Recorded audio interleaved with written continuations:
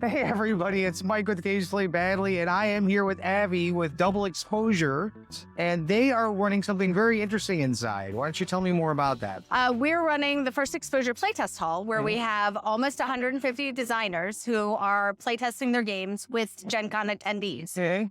Now, is that an application process that's vetted, or is it just can people bring any game they want? There's a little bit of spot check to make sure that it's appropriate for a family audience. Okay. Right, no NC-17 games. Sure. But it is everything from some of our designers have things that are still on cocktail napkins to done, like super rough. Like we rewrote this last night because it didn't work yesterday, so we're back at the index card phase. To they've printed prototypes with the Game Crafter, and it looks professional and polished. That's pretty impressive.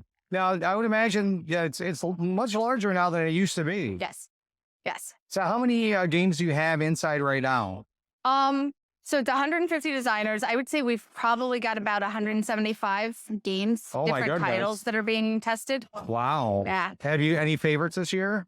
Or do you get a chance to even look at them? There's always staff favorites. We always end up with favorites. Amoeba bunnies, which is amoebas that have become bunnies. Oh, wow. Okay. There's, oh my gosh, my brain just went blank. I'm going to shout out some names in a minute. Sure. But there's always a couple that we bond to. I also have one designer that's a personal, emotional favorite because he figured out the concept of cold play testing, turning his rules over and stepping back. Oh, wow. And he was like, can I do this? So we've got a bunch of designers that are being really brave this year. Well, yeah, I mean, so how many games have come? First of all, how long has the FEPH even been in existence? First Exposure is 13 or 14 years old at this point. Okay, so how many games do you think you have come through your doors? Easily 1,000 or more. How many of those make it to the GenCon floor? Do you notice that when people transition? Absolutely. Yeah. We are constantly bringing publishers over and saying, hey, you need to see this because it would fit into your catalog. Oh, wow. We help people that are crowdfunding. We have a whole bunch of other hats where if someone talks to me and is like, I really want to produce this myself, I will talk them through who they need to talk to and what they need to understand. Or I will connect them with other designers that have just done the same thing, so they're not going it alone. And so, yeah, we do see the whole curve from, it started out on cocktail napkins to it tests at First Exposure. It shows up at Unpub, it shows up at Metatopia, and then we're out here demoing it for them. Yeah, I mean, so when you talk about Double Exposure, you're much more than just this one room. Yeah. So what other services do you provide? Is it all game related? Is it marketing? Because I know you were talking about connecting people with the right resources to get their games published. Yep. So Double Exposure runs 3.5 conventions a year. We have 2 consumer-facing conventions, XCon and Dreamation. Then we've got Metatopia, which is our game design festival. Okay. Metatopia was the precursor to First Exposure. Okay. First Exposure, Metatopia does a bunch of professional development and a bunch of networking for game designers.